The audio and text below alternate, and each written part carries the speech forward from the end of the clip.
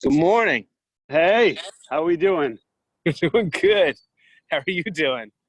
Good, man. Sorry about the delay. No problem. We're up at Adam. Early morning walk club. Oh man, I love it. How Are is the it? streets empty or are they busy? They're empty. I'm in Stuyvesant Town right now, which is, I'm not sure if people know. I think my listeners know Stuyvesant Town. I'm not sure about your community, but it's kind of like you wouldn't know that you're in the city. It's kind of like a big college campus. It looks like lots of trees, lots of parks, playgrounds everywhere. Yeah. There's actually other people out walking their dogs right now. You've got your dog, right? Yeah, she's being reluctant. We usually go for this one walk, but I was gonna try and get her to come on a longer walk. Hey, come here. Come on. Hey, Mia. Here, I'll show you. Let's see if she's being super resistant. Oh, Mia. nice. Hey, come on. Oh, look at that. She's a good pup, but Yeah. she's definitely a puppy. Okay, come on, girl. That's awesome. Come on. Let's go this way. So I'm actually recording now, just so you know that. And I don't really ever edit these. I just throw them up. But of course, if there's something you want me to look at, I can do that. I usually start by asking the people that I'm walking with to describe where it is that we're walking, so that the people listening can walk around along with us and have that visual. So what's it like up by you? Yeah, so we live in Fairfield County, Connecticut, which is like one of the worst counties in terms of being hit by COVID. He's got towns New Canaan, Westport, Darien, Stamford, and it's beautiful. I grew up here, and just it's like any small town in the Northeast. Lots of trees. Spring is starting to come in full effect. Mm-hmm. And it's 7 o'clock in the morning. It's like 35 degrees. Yeah, it's a little chilly today. Yeah. Feels good. But the sun's coming out, and I've got my dog Mia with us. So life is good. It's awesome. It's good to get out, get some fresh air, especially these days. I find more people out now than I did before. Yeah, that's why I asked the question. Yeah. It's lately it's been people are just excited to get outside, which is totally understandable. And I got my mask with me just in case. Good man. People were asking. I put another video up yesterday. I was like, "Where's your mask?" I have my mask just if I need it. There's no one around me right now, but you got to take those precautions. Got to wear the masks. So let's introduce you to everybody. You are the founder of Rhone, but you've been the founder of other things in the past. So can you just introduce yourself, let our members know a little of your backstory? Yeah, so I've always been a little bit of an entrepreneur. You and I spoke about this. Entrepreneur is just kind of, it's as much a curse as it is a blessing. I was always starting something growing up, and when I was younger, me and my brothers had lemonade stands. I started a summer camp in my parents' backyard for teaching kids how to play sports. That's awesome. I forgot to tell my parents about it when they started getting phone calls from other parents being like, "Hey, we hear about your son starting a summer camp." So that was like my dream to own a summer camp. Was it a sleepover summer camp or a day camp? No, just a day camp. It was for kids. The first year it was all boys, so we called it Boys World of Adventure, and we taught them how to play sports basically. So we teach them soccer and kickball, and my parents had a good patch of grass in the backyard, and my brothers were the counselors. Actually, my family loves to tell this story. One of my brothers got up too late and wasn't doing his duty, so I fired him. So for the kids your age, like you're just like, hey, I'm gonna have all my friends over, or you had like younger kids? No, we had younger kids. So the first year we took kids ages 3 to 7, and then we realized that 3-year-olds aren't fully potty trained yet. Yeah. So so funny. My dog is being so reluctant to walk because this is usually like, we usually walk as a family. And I think she's like, where is everybody? Come on, girl. So yeah, that first How year old was were just, you when you were How old were you when you were teaching these 3 to 7-year-olds kickball? Were you like 8 or were you like no, 13? I was 15. Okay. I was an Eagle Scout. So that's what I told the Okay. parents. I was like, look, I'm an Eagle Scout and I've got my life-saving merit badge and CPR. I can do all it. So I had a couple of my friends, my brothers were the counselors. And the first year, I think we had like 10 campers a week, but Oh my the God. camp ran for 8 years. And my brothers ended up taking it up after I Wait, graduated high in your school. backyard, you ran your summer camp for 8 years. Yeah. And we came to an agreement with my parents because the lawn would just get absolutely hammered. Yeah. So we had to take care of it and maintain it. And their deal was we had to take them out to a dinner of their choice. So I remember it was like, I couldn't believe I was paying so much for a dinner because they by the end, we were generating like 40 grand What? a summer just teaching these kids how to play sports. And then we would like tack on swimming lessons and other This is things. amazing. And yeah, I paid for my first car out of money that I made from that summer camp. My wife and I have been married 15 years. So we got married really, really young was the point of that. But I bought her engagement ring with money I had saved from the summer camp. So that was like my first real business. That's incredible.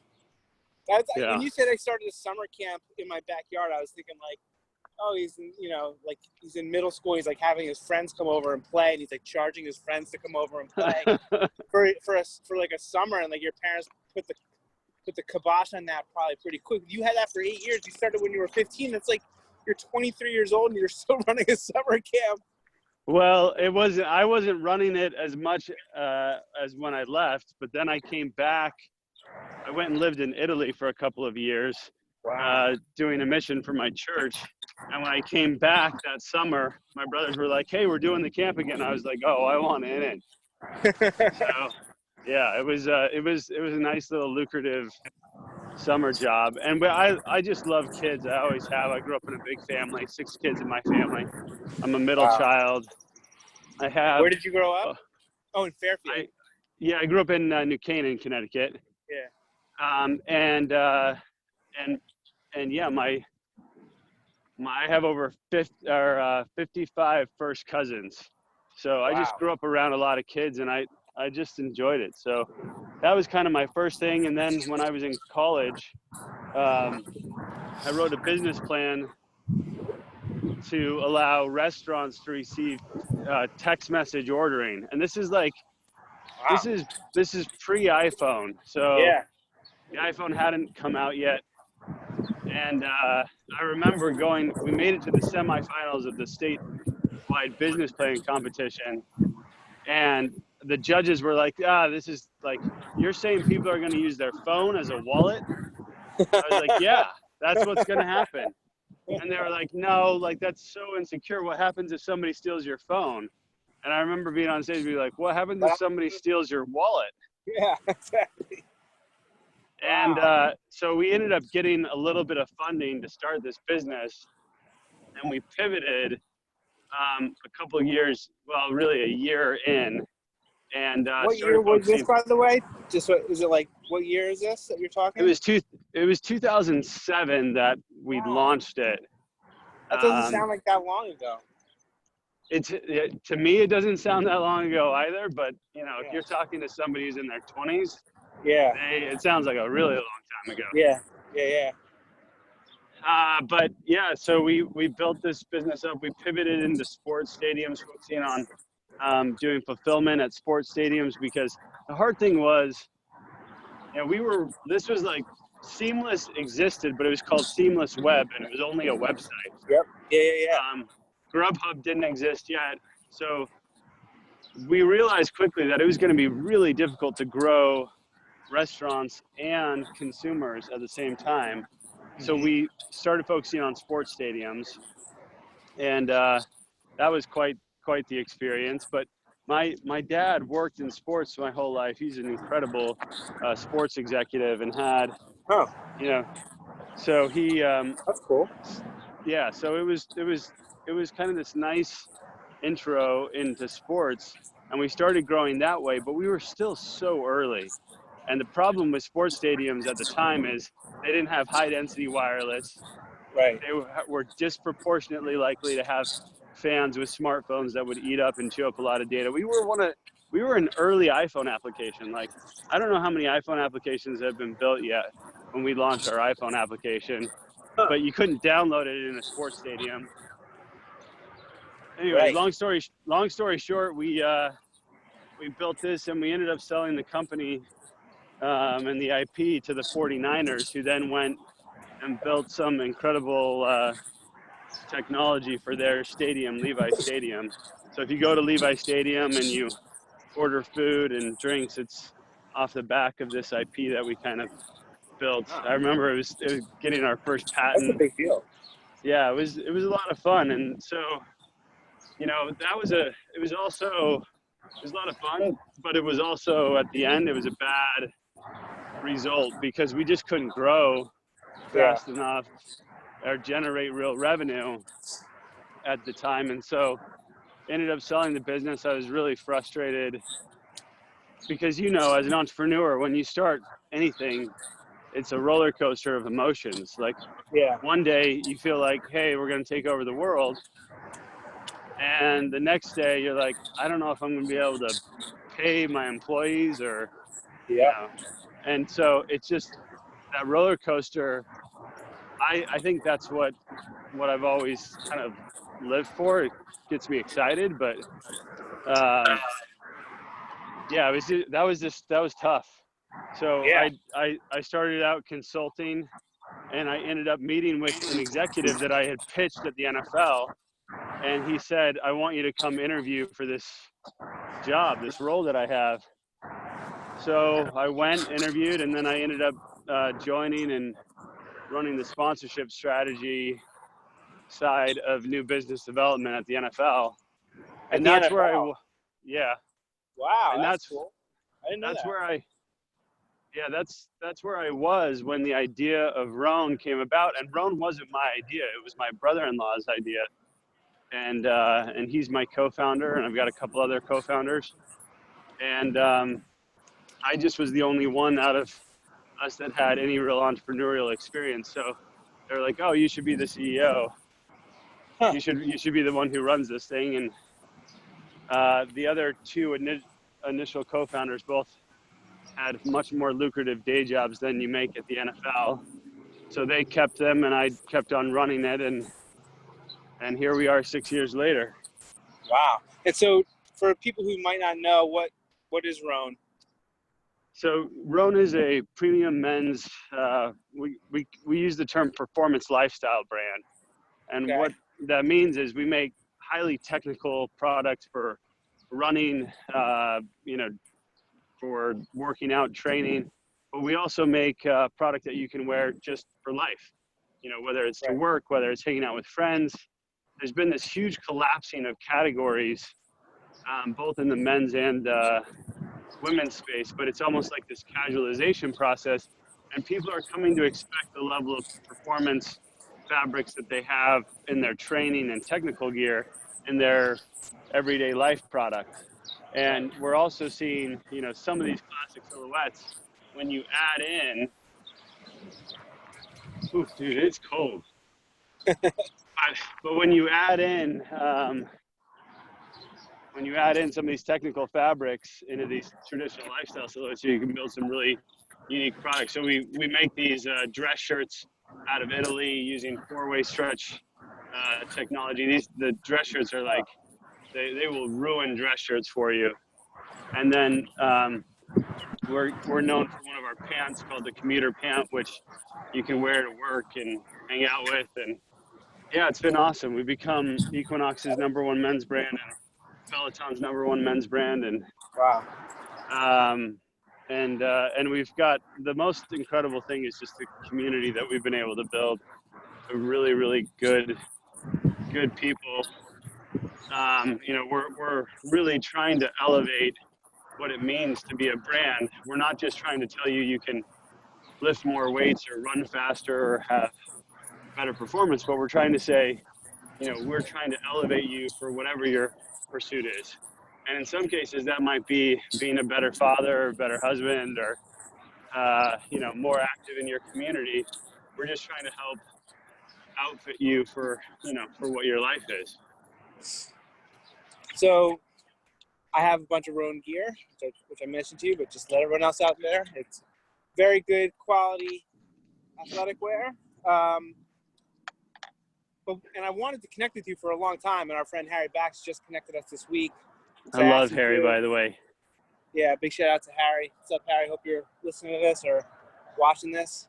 One of the silver linings, if there are any silver linings to this pandemic that we're going through, is that it kind of like makes you finally just do things you've been meaning to do for a long time. So I've been meaning to reach out to you, trying to connect with you for a long time, because I really like what you've built with Rhone. Just connect on an entrepreneur to entrepreneur level. Then I saw what you were doing with it. Charity Miles is so cool. I'm obsessed. I can't stop talking about it since we've been introduced. Thank you. And actually, and I saw what you were doing with the BXB in response to the coronavirus to help other small businesses come together. And so I was hoping you could share a little bit about that, because that caught my eye. I was like, all right, I got to connect with Nate and learn more about this and hopefully share it with our community. So yeah, what's up? You've done a lot on this. I think like you, I just believe that you can do well by doing good. And come on, girl. She is being so stubborn this morning. During the early stages of the pandemic, what I was struck by is all of us, we're kind of overcome by fear to a degree. And what happens is when you're struck by fear, you can revert, and just your behavior changes. And so what we were seeing is, obviously there was a tightening of wallets and consumer spending. People were losing their jobs. People were afraid of what the future of the economy would look like. And also people were trying to stock up and think about, being home for a couple of months. And so there was this huge shift into what I call lowest common denominator shopping platforms like Amazon and Walmart. Yeah. And I think the scary thing about that is these platforms, and I'm not faulting anyone for shopping there. We shop there. I get it. But these platforms have killed Main Street USA. They're destroyed. And it's not just them. Obviously, e-com has had a big part of it. But the way somebody put this to me the other day is, he's like, there's a beautiful digital Main Street USA that exists now. All of these amazing brands that really care about their product, care about the way that they treat people. 100 years ago, in your local community, you'd know the butcher, you'd know the baker, they would know you. They would want, they'd want to make sure that you had exactly what you needed. And what it's transformed into is, come on, girl. What it's transformed into is that you now, mass retail it's soulless. And these digital brands are kind of the marriage of scale and that local level, where they really care about their customers, and they know people, and they're just trying to do the right thing. So I saw all of these amazing small brands who were getting hit really, really hard. Some categories, down 80, 90%. And they're still donating to COVID-19 relief efforts. Whether they've shifted supply chain to make masks, or, they're making donations to local hospitals. And I just thought this would be better, instead of all of us trying to do this individually. Let's go do it collectively, and and really stand for something, which is that we believe in doing better by our teams, by our customers, and by our suppliers. And it's not just about generating a profit. It's about doing, doing better, getting better. And now we've had 120 plus brands join. We're only like 50% fully reported at this point, but over $1 million in impact between the brands. And it's been, the response has been so cool. Adweek and CNBC and NBC News have covered it. And yeah, it's been great. And consumers are really responding to it. They want to know brands that they can shop like this. And so it's been a lot of fun. What does it mean for a brand to join this movement? It's called BXB, right? Yeah, it's kind of it's called BrandsxBetter. The X is brands for better. But I'm gonna take my pup home. She's I can't tell if she's just too cold or she's just being really stubborn. But no problem. Yeah, so it really is just about brands that stand for being better, that have almost that double bottom line. It's not just about generating profit. We believe in building a great business and a sustainable business, but it's more than that. It's like so many of these brands stood by their employees when mass retailers were cutting them so quickly. We're still paying healthcare benefits for all of our retail employees, and we're committed to doing that. There's just little things like that. And so what is the commitment that a brand has to make to be a part of BXB, Brands by Better, Brands for Better? Yeah. So right now it's about four things. One, and our mutual friend Dan Cox and Aftershocks, which you're wearing.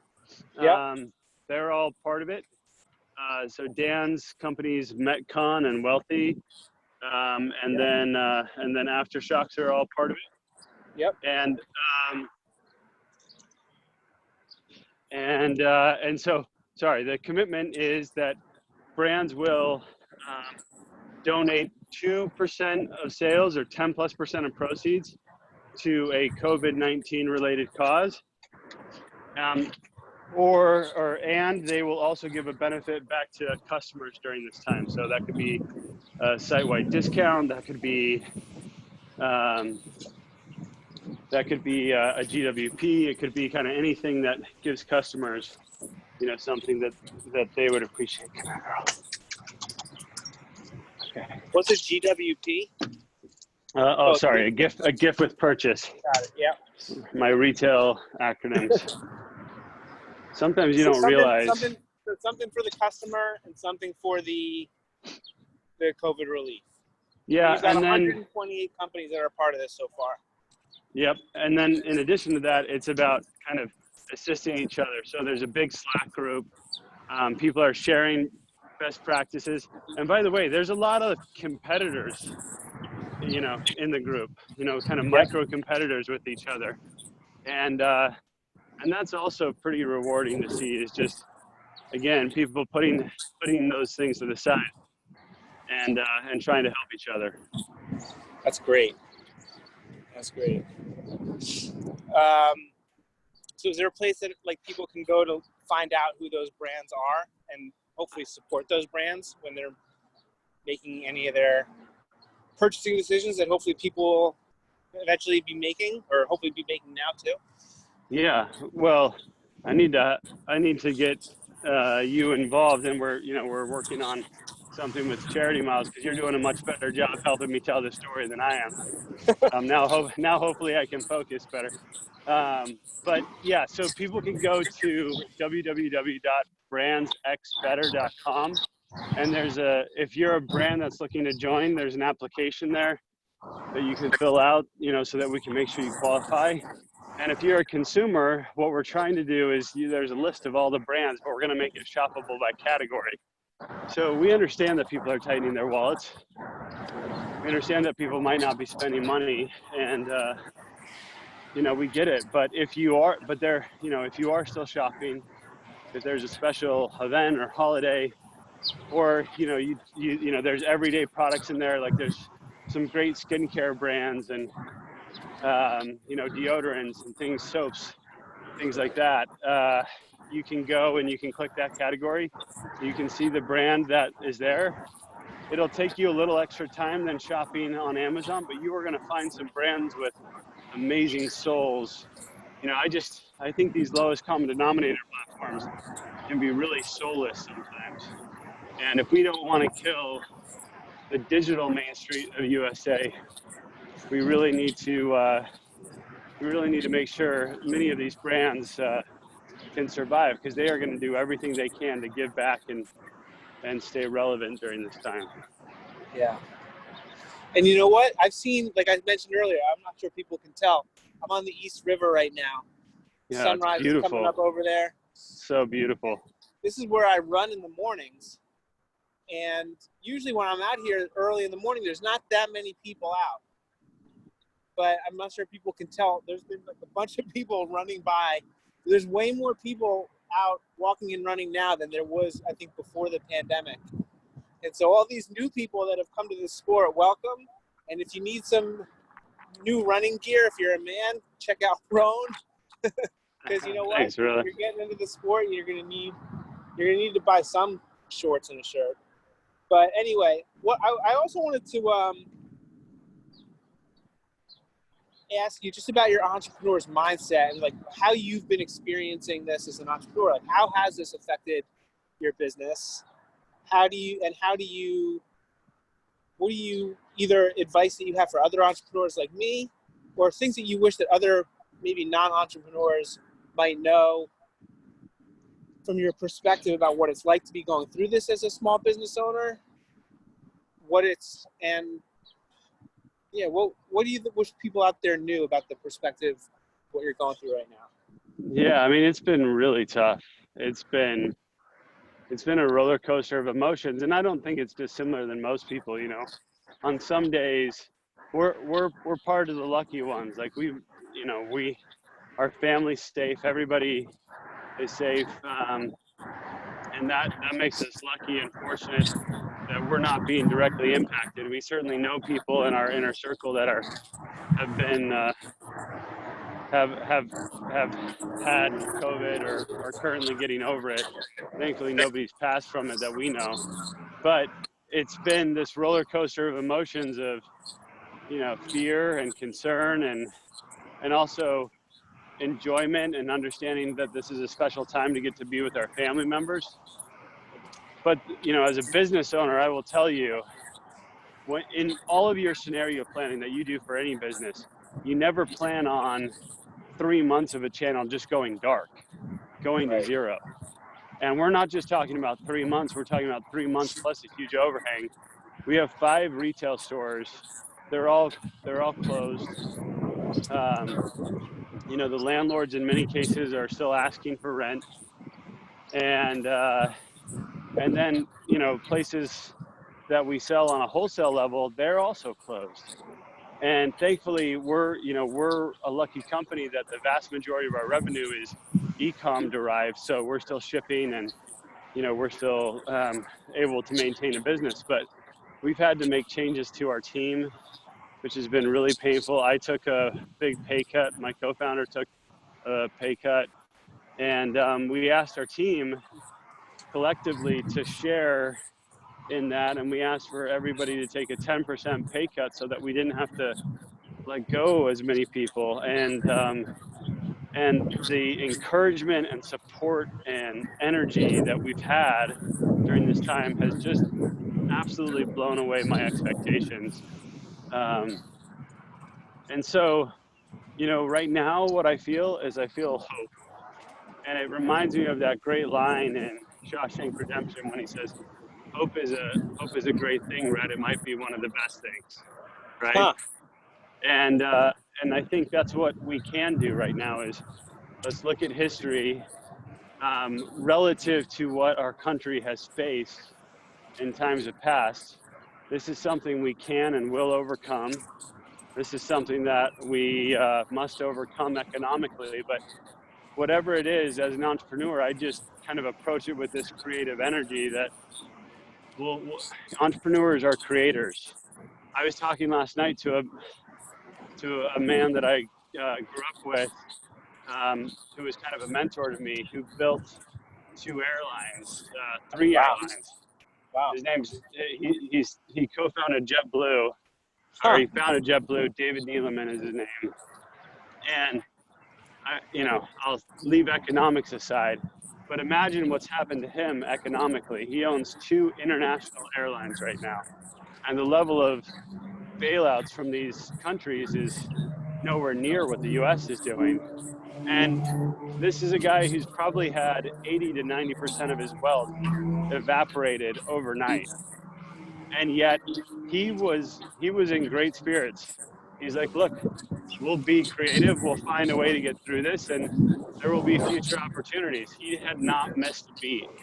And Wow. I think what I'm feeling right now is I feel a lot of creative energy to keep creating. And that's why I'm so excited about Brands for Better. Is I just think there's something special here, and hopefully it's something that lasts, about binding together, sharing best practices. And I just really love this idea of going and building a digital Main Street, that hopefully can compete and can keep the soul of brands alive, because I think it's really, really important. I love that. I totally agree with you about that creative energy. Like, this pandemic sucks in a million different ways. So I always feel like I need to qualify anything positive I'm going to say with acknowledging that the pandemic sucks. But Right. it's, I think that it's good to get shaken up. I think it's good because it forces you. That's what you need to be creative, and that's what you need for flow, is something that's out of the ordinary, that forces you to get out of the ordinary, that throws something at you that you haven't, that you need to be creative. That's where like the real creativity can come from. Like, even, I've said this before, it's like a very small example. It's like this podcast. I was always so rigid in having to do it in person with people that I missed a lot of really great opportunities because I couldn't travel to meet them, or Right. and it would take forever to get a good episode. But just being shaken up and being forced to say, all right, well, how am I going to do this digitally? And like, all right, we're going to do it on Zoom. Yeah. I can see you one day, we're doing a podcast the next, like, and just getting to know each other in like these different ways, getting to collaborate in different ways, getting to see opportunities that you didn't see before, or I didn't see before because I was set in one direction. It really opens up your mind in a really incredible way. Necessity is the mother of invention, as the line goes, and there's so much truth to that. And it is horrific what people have gone through, and knowing families that have been impacted. It's, and these frontline medical workers, man alive. My brother-in-law, he's an anesthesiologist. It's just tough, but I do think that the way I've seen people rise to the occasion, just people being really, really good humans, doing good things, trying to be good neighbors. I volunteer to teach this class of high school students when that's been canceled. We're meeting twice a week on Zoom now, and it was somebody's birthday, this 15-year-old birthday last night, and I asked them at the beginning of the year what they wanted for their birthdays, and she had said chocolate chip cookies. So last night I texted her dad and I said, hey, do you mind if we bring some chocolate chip cookies by? We put the chocolate chip cookies down, held up a sign, kept our social distance, saying happy birthday. And, I just think little things like that. Yep. We had somebody show up and do a social distance dance party in our front lawn. Huh. They just parked their car, they turned on some music, and the creative spirit of just finding ways to reach people, do good by your neighbors, trying to serve other people. You think about every impact this country has faced. After World War I and the Spanish flu, you had the Roaring 20s. Yeah. 1920s. And you think about, the recovery after the Great Depression, World War I, World War II, the baby boomers came, right? Mm-hmm. And there will be a great period after this. And I don't know how long this is going to last. And I don't think either of us want to be the ones to take that crack. But I do know that hope is always a good thing. We should always retain hope. We should always try to move forward. And we should never, ever stop trying to help each other, because that really does matter. Those small incremental tasks that we can do to help each other, whether it's a kind word, whether it's a gesture, whether it's a wave, whether it's doing these meetings by Zoom. I feel privileged to know you and that you were kind enough to ask me to do this with you, even though I've, got the wind roaring in my ears, and it's not perfect, but it's something. Yeah, doesn't need to be perfect. So I hope when we do recover, when we do come out of this, that we don't forget, and that we maintain this appreciation for all these small things that you mentioned, that people still go out of their way to deliver the cookies for someone's birthday, and all these things, people out walking on the river that were never walking here before. Right. That we maintain that sense of appreciation. Or spend that extra time, with your family, because it has, I've had meetings where I've gone on walks, Zoom meetings like this, just doing this, but as a meeting. And the barriers of understanding and acceptance are down, that you can take these risks, you can try these things. Yeah. And it's so, I think it's beautiful. I'm actually really impressed with how well people have, jobs that people can work from home, how well people have adapted to that. And then we have 3 kids on 3 different e-learning platforms. Wow. But, people have just done such a great job adapting and making the best of it. And before we kind of rush back to a sense of normalcy, we should kind of ask ourselves, what do we want to bring from this period back to that sense of normal and create a new normal? Exactly. I've been asking myself that a lot lately. There's a lot that I don't want to return to normal. Right. There's a lot from this that I want to make sure that we continue. So Nate, thank you. This has been a great walk. There's a lot of good wisdom in here, and I hope that our members have enjoyed this as much as I have. Looks like a beautiful day up there. If you want to, where can people go again, just to learn a little bit more about Rhone and BrandsxBetter, Brands for Better? Yeah, so it's Rhone.com, RHONE.com. And, we totally appreciate anybody who's shopping right now, and makes a big difference to our company, to our people. And Brands for Better is BrandsxBetter.com. And you can follow Brands for Better on social media, BrandsxBetter, and Rhone is just at Rhone. Awesome. All right, well, I'm just going to real quick here. East River. Dude. That's the other thing. I never did podcasts with video before. Now I got video for my podcast. And how much more do you care about that great city? I love New York. I love New York. I think about you guys in the city every single day, man. Thank you. Appreciate that. Well, look forward to maybe doing this in person. Me too.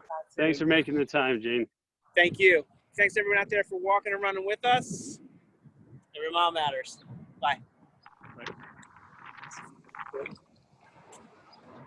All right, that was really good, man.